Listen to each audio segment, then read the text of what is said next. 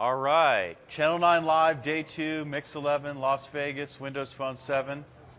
Hey, tweet some questions. We have some very large brains here. These are very technical people behind the Windows Phone 7, the platform, the operating system, etc. So tweet questions to pound CH9 Live and ask them about how they implemented the things you learned about today. That's the whole point. So Istvan, Abolade. You are a distinguished engineer. You are a very senior developer. Let's jump right into this. One of the big things talked about today was background processing. Yes. How does it work? How is it implemented? Give me some information. I'll talk in actually quite a bit of detail today at my presentation. Excellent. But let me basically say that we built a pretty comprehensive platform last year for Windows Phone 7. This time we are building on top of that existing architecture, and we are extending it in all kinds of directions. Okay. One of them is multitasking. I believe we have actually a unique combination of, if you look at the two major competing platforms, I would say we are somewhat between the middle of the two. Okay. With our multitasking capabilities. We are a little bit more flexible than, let's say, the iPhone, iOS platform. Okay. And we are less free and less kind of wild than the Android platform. On Android platform, basically anything goes. You can do anything you want. And the result of that is that end users we really think of, for us, end user is the king. Yes. So we actually really wanted to make sure that their experience in terms of battery, their existing applications is undisturbed. And Abolade can talk a little bit more about that. Okay. Sure. So if you look at what it takes to actually deliver the user experience we have, when you put the phone in someone's hand, the first thing they say is, wow, it's really smooth. Yes. It's really fluid. And that actually represents a lot of work. So we've sort of tuned the interface, and we've tuned what goes on the phone to make sure, that animations are glitch-free, that audio is smooth, and a bunch of other things. And so when we were sort of thinking about how to bring multitasking into the phone and allowing applications to be running, at the same time we're delivering these smooth experiences, one of the first things we had to figure out is, well, how much space do we actually have that we can make available, for apps to do things in the background. At the same time, the user is trying to get other things done in the foreground. Right. I mean, we basically have a couple of major resources we have to worry about, as Abolade said. One of them is memory. Yes. We have to make sure we carefully manage memory. Make sure we are carefully manage CPU. And this is, again, going back to the glitch-free animation, making sure that the user experience is correct. And there is battery. Now, the interesting point is, the first two, Abolade made this point the other day, which is an excellent point. The first two actually recoverable. If you use memory, we can always free it up. If you use CPU, you can always stop using the CPU. Yeah. But if the battery is gone, it's gone. It's gone. So this is kind of, for us, that was a major point, that we made sure we actually created a budget for our multitasking experiences as far as the battery is concerned, as well as the other resources. But battery was the main thing here, the high order point here. And so that's what we spent a lot of time, create a budget with a careful looking at what functionality you want to achieve. And that was a lot of work. Yeah. Interesting. And so a lot of the work was just taking that budget, which represents what we have available in terms of CPU, in terms of memory, in terms of power, and then having a resource manager and a resource management system and a set of policies that tells us, okay, what is it that we can get done? What apps can we run? What features can we light up? That will fit inside of that budget at any given time. Interesting. So I want to step back a little bit more and kind of explore the valley that you're talking about in between iOS and Android. So I understand that you're very concerned about battery life, and so you're not going to let long-running things just suck up your battery without the user perhaps allowing that and being intentional in that happening.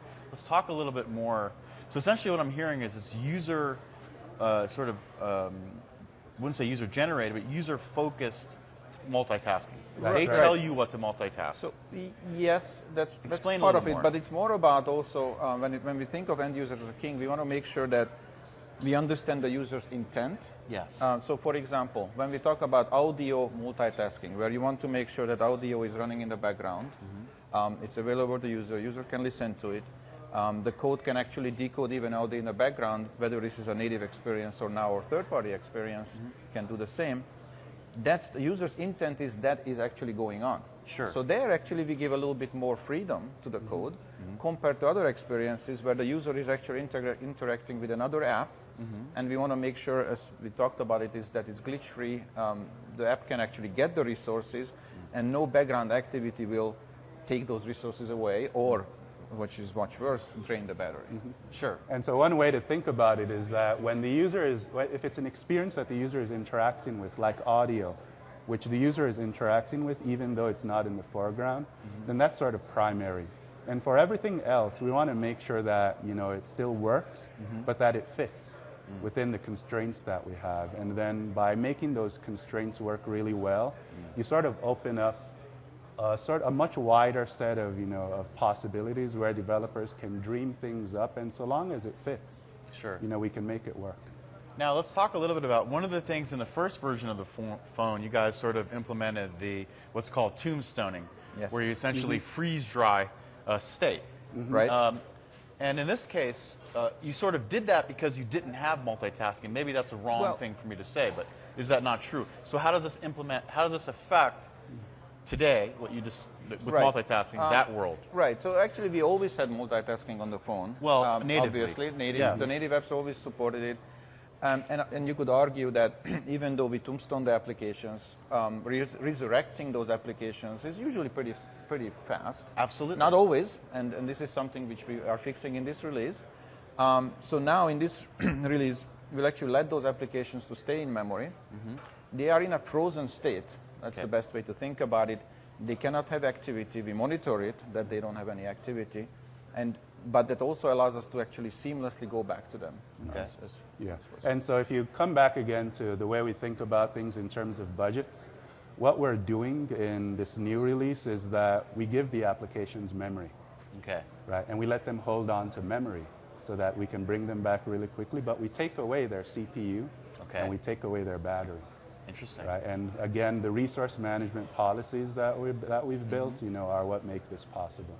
Interesting. So just to be clear, so there has been advancements in that area. So we have a question from Bluesware.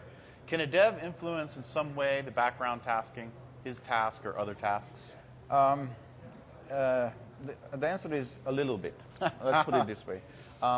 Now, part of the reason I'm saying is a little bit that in general, we don't let applications or tasks influence other tasks. This is actually one of the principles we have on the phone, that we are isolating the processes on applications from each other to make sure they cannot access the data, each other's data, make sure they don't steal the user's data, if you will.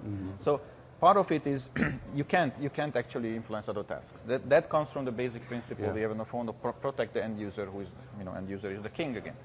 Now, having said that, the application, the developer, of course, will register or launch the task. So basically, the application developer will be free to say, okay, I need this kind of task, and I'm going to schedule that task, or I'm running an audio task. And so in that sense, of course, you do have influence of your own tasks. That's why I said a little bit.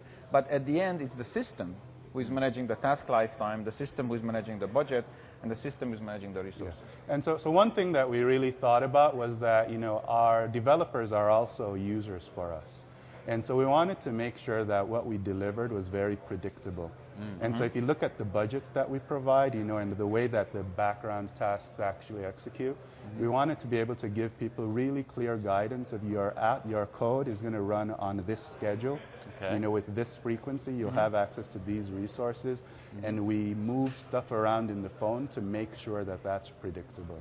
So the goal is a predictable experience for users who are trying to use the phone and apps, and a predictable environment for the apps themselves that are trying to run in the background. Yeah. So just to ask a sort of a hard question in some sense would be, it's understanding to regulate sort of what you can compute in a memory constrained device, and you have a battery, blah, blah, blah, very important, I understand. But how does that impact my ability as a developer to really fully exploit your system? And to do things that, maybe I'm going to need to do a couple, maybe 4 or 5 or 6 or 7 background tasks simultaneously to compute some big problem. Or you could say, well, that should be done in the cloud. Why are you doing that on the phone? Anyway, that's the question I wanted to ask you. Okay. Well, if you think about it, running multiple apps at the same time, you run into the same problems we have with server scalability, which is that if you only have one CPU, having a whole bunch of threads executing doesn't actually make things better. Exactly. It makes things worse because now you're context switching all the time. Right? So the way that we think about it is that, really understanding, this is a consumer electronics device. And you have to think about it like when we have fixed capacity resources, which we're going to schedule and time slice over time. And the way to deliver the best possible experience and to get the most out of the hardware is to treat it like a fixed function device and figure out how the stuff you want to do is going to fit in the budgets that you have in place. I mean, I would add one point. The basic idea of multitasking is that you actually switch tasks, and that goes back to Abolade's point that the developers have to be aware there is limited set of resources. There is one CPU, usually one or two cores on these phones, limited memory. So you actually have to be really conscious that it's not free. Just by launching more tasks didn't give you more power. Didn't give you more. And anything more, really. You just made actually the system slice even more difficult, and at the end, you are just going to destroy the experience. Absolutely. And I mean, at the end of the day, and we'll stop on the multitasking now, but we have a question. How many apps can be we're talking about that. That's a good question, though. How many apps can be multitasked?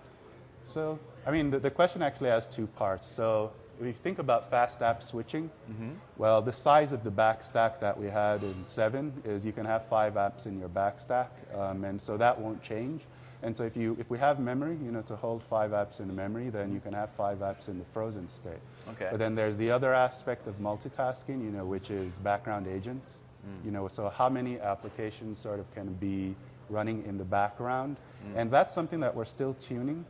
I don't know, do you want to add anything? Well, this is absolutely right. In terms of agents, we'll have a budget. I talked about the budget already. So this is our budget. We are still tuning. As Abolade said, we actually can tune even the number of applications on the backstack. That's very easy. In fact, in the future, as the device capabilities vary a little bit more in terms of, for example, memory, we may increase that. If the device is more capable, we can leave more memory, more applications in memory. In terms of the budget for the agents, we do have a fixed budget in terms of CPU.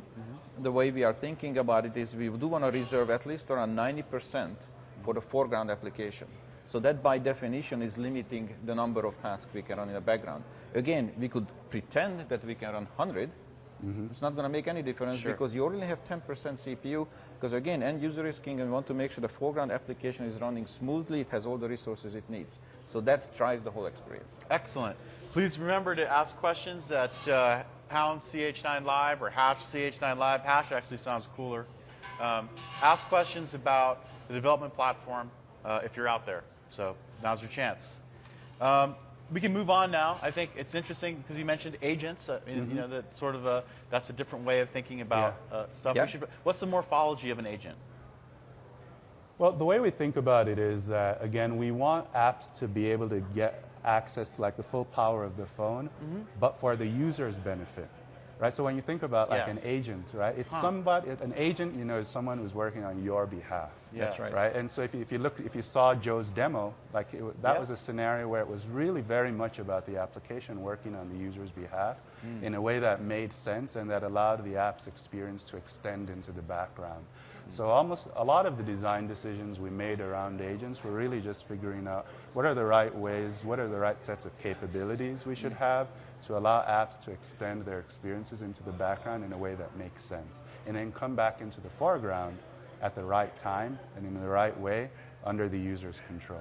Excellent. Yeah, I mean, in this release, you will basically cut, or you could think of it, you are splitting your functionality into two. You have the foreground experience, and you have the UI experience and logic.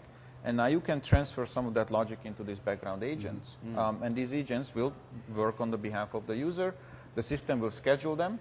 And these agents will be available to do tasks in the system as the system allows them to run. So how does that, is it sort of like a state machine going on in some sense, managing these? Yeah, that's one way to think about it, right? These agents will have their lifetime management. They will be able to tell the system, schedule us on this certain schedule, where we actually allow that. We have built-in services which are actually launching these agents, and these agents can then interact with them to get their tasks done. So basically, it's kind of a carefully orchestrated system.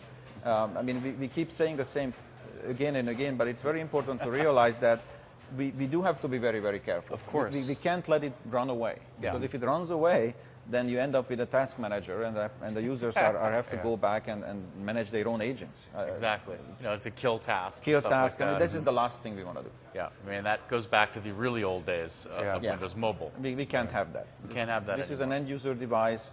Everybody will have one of these. Exactly. So let's move on now from multitasking, unless this is going to be, looks like we can't move on from it. David McSpadden is asking, if my app is resource intensive in the foreground, will its performance be limited if a user is running 4 apps in the background? No, the short answer is no. We will always guarantee that the foreground application has the right resources. The background agents, and again, that's kind of the thing of it. It's not the apps who are running in the background, really. It's the agents on behalf of the applications running in the background. We carefully limit their ability to impact the foreground application. Yeah. Excellent. So you can stream music with one of a third-party player and check your email at the same time. Yeah. Al, welcome back, my man. I suppose only one app can do background audio at the same time. What happens if one app has audio going and another app starts it too? Well, the simple answer is that another app wouldn't start audio. What would happen is the user would start audio. Yes. Right? And so what do we do if the user says, I want to do something different? Well, we do something different. Okay. So the goal is we'll switch the audio over to the new application, and now that's what the user is listening to. Interesting. Now, if it was sort of an app that meshed different audio streams, the user would have to have that installed on the device. But I don't think that's something someone would actually do, but good question, Al. So let's move on while we can before we get another question on background processing. Okay. But if you have them, you can keep asking them. But I would like to talk about other things you guys have done. Okay.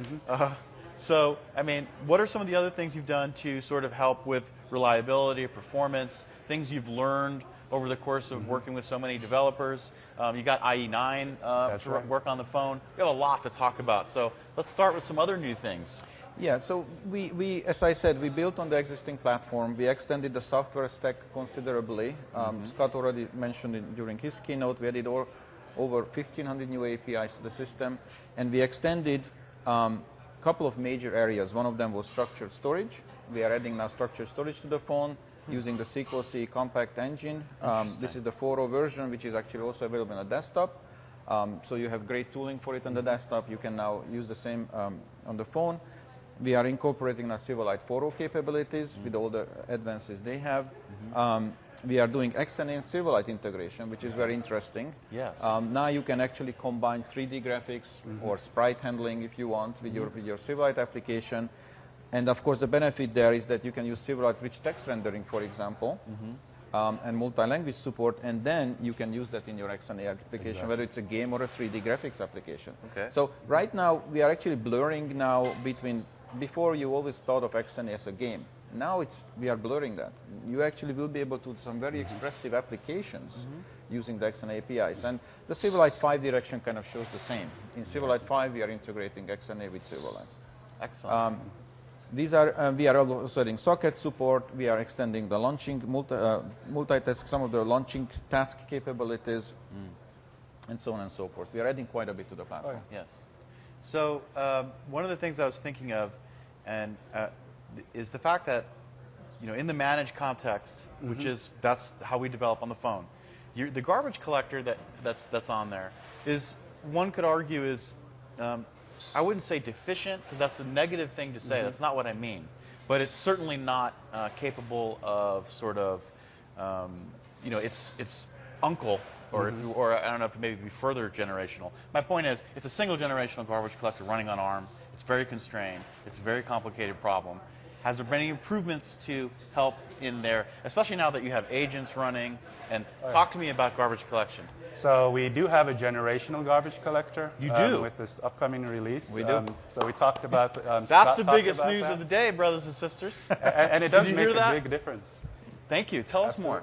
So it does make a big difference. So basically what they did is they took, some of the functionality, obviously, that folks are used to, on the desktop, and just brought it to the phone. And so for games, and for applications, obviously that generate, that work with large amounts of data, now being able to incrementally collect garbage, as the runtime is proceeding makes a big difference in their performance. Absolutely. Yeah, I mean, we used to see upwards 200, 300 millisecond lag sometimes because of the lack of the generational collection. Now it's down to 10, 15 milliseconds. So we actually can really run fluid animations now and gameplay awesome. while the collection is actually running. So that's a really great That's feature. outstanding. Absolutely. Yes, it's awesome. And for animations, it's actually a big deal because if you think about what's going on the phone, when you actually interact with the UI, you're watching a 60 frame per second animation. Yeah. We're constantly compositing the UI onto a 3D scene, a single scene that's shared across the phone.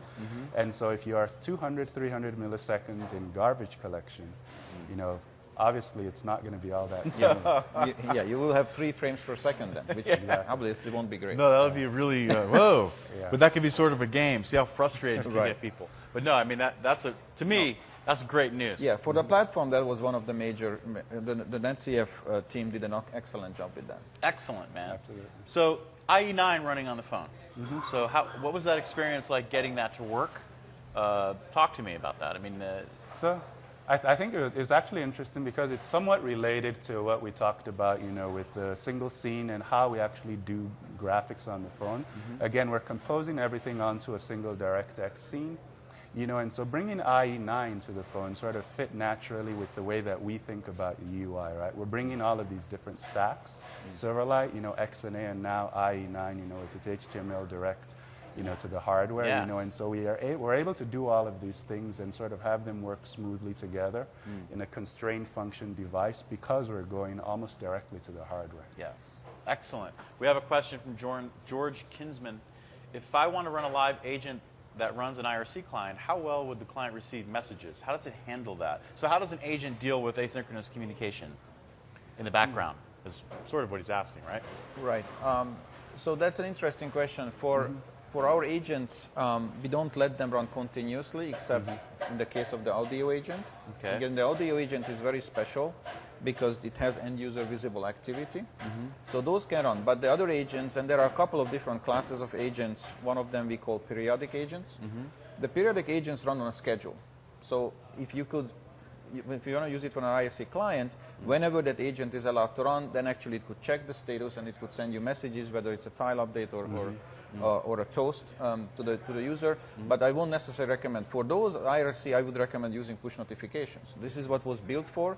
We have a very efficient way of receiving messages, batching them together. We have a service which is handling it very carefully, keeping it in mind that, again, the phone battery lifetime is very important. Yes. So for some of these, I would recommend using push notifications. Okay. And that goes back to the trade-off that we had because we wanted to have a continuum of capabilities. And the nice thing about push notifications is that we have a single connection and its impact on battery is amortized across all the applications on the phone that need sort of a push channel. And so that's really a nice capability that we've improved further.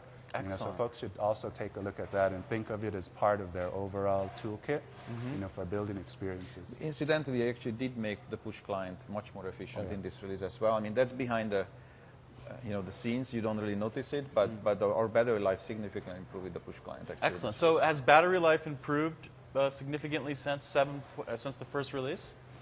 Would you say, based on your improvements? In some areas. I won't say that in general we made huge improvements over battery life, but each experience actually is actually improved. We tweaked it. So overall, I think you will see a better experience. But of course, what is also happening is there is this tension where we are actually trying to add more and more functionality to the phone at the same time. So, so the end result will be actually you're most likely going to have the similar battery life, but more capabilities. Excellent. So Vivid tweets, if a user is listening to songs and starts playing a game at the same time, then will it stop songs? What's going to happen? It's actually up to the application. You can let the background song continue, or you can take over. Yeah. It's the developer's choice. And we just have guidelines that, if you do interrupt music, when your app is done, you should resume whatever was playing. The previous cue, yes. Yeah. I mean, that would be kind of an awkward thing. So Right. Does anybody not have a question about background processing? Clearly, this is the most important thing because it was the most obvious thing missing Yes. from the first release. But you guys did creative things with Resurrection and tombstoning Yes. to solve sort of that problem. One of our principles was to do something we can build on, right? Yes. We didn't want to go very, very far in the first release. We wanted to learn, we wanted to see what end users really need. Yeah. And now we are adding those capabilities, building on the foundation. Excellent. And you've done a lot of performance tuning. Yes.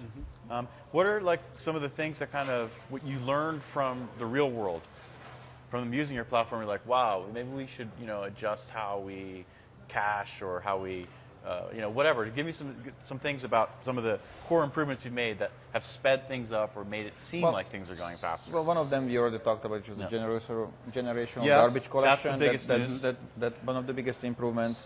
We have Silverlight memory working set improvements. Excellent. Silverlight is doing significant work on improving scrolling improvements and responsiveness. We tuned the quantums on the threading. That's right. I'm going to talk about that in my talk. This is kind of an advanced topic. And one of the interesting things we touched on with push notifications, is that just the variability in the networks that are out there, actually it impacts battery in a big way. And so what we've done is across the services, not just push notifications, but various of the other services, being a lot smarter, about coalescing our use of the network to make sure that, when the network is available, we sort of try and get as much done in parallel. So we amortize the impact, on the battery a lot better. Right. Excellent. And some of the built-in experiences now also using push where they were not using push before. So again, we get battery benefit out of it. Absolutely. Now, would you say that pushing more things to the GPU sort of helps battery life as well, or not? I mean, still, it's computing. It's just That computing depends. graphical rectangles and whatnot. But Yeah, I would say that depends, of course, on the GPU and CPU. But at the end, there is no magic. When you have to you have to get computation done. yeah. And again, it's depending depends on the capability of the GPU or CPU. And in some sense, to compute, you have to use electrons. You That's have how to. it works. That's right. And Now- electrons live in the battery, and then they leave the battery. Right. I mean, the best way to do it actually to reduce the voltage, right? I mean, if you can start doing more advanced CPUs which can run lower and lower voltage, you're going to Yes. get better. Oh, yeah. Low voltage programming, man. Yes, that's But we what's just gonna need the hardware, and the hardware will get better. It is getting right? better, There's- yes. Especially in a lot of these consumer devices. So we got one last question for time per question. If anybody have one, Al, we got one more coming. The light bulbs furiously working down there. Again, I have to say, they should have mentioned it in the keynote. Generational garbage collector in the next version of Windows Phone. Well- dude, that's rock and roll, man. Well, Scott actually did mention it. Scott did mention it? Yeah, Scott did talk about the Of course he generational did. GC. Yeah. Of course he did. Nice job, Scott. So Nazi asks, can a developer piggyback on an audio agent doing non-audio tasks to take advantage of it running all the time? Well, what would you say, Abolade? Well, the spirit of the audio agent is that it's actually playing audio for the user, and so I think obviously that's not what it was designed for. I would definitely say that's an And so- abuse of the agent, during certification, we'll definitely make sure these things don't go through. Absolutely, but you can bet that developers are going to. I'm sure And people again, will try. Our sort of the way we approach it is end user is first. Yes. Yep, end user is first. Hey, And on end that users note, will vote. great to talk to you. I want to talk to you guys more. Okay. And I'm going to come visit you with my own camera. Sure. And we're going to Sounds geek great. out. Cool. Hey, thank you guys. Thank you. Great job.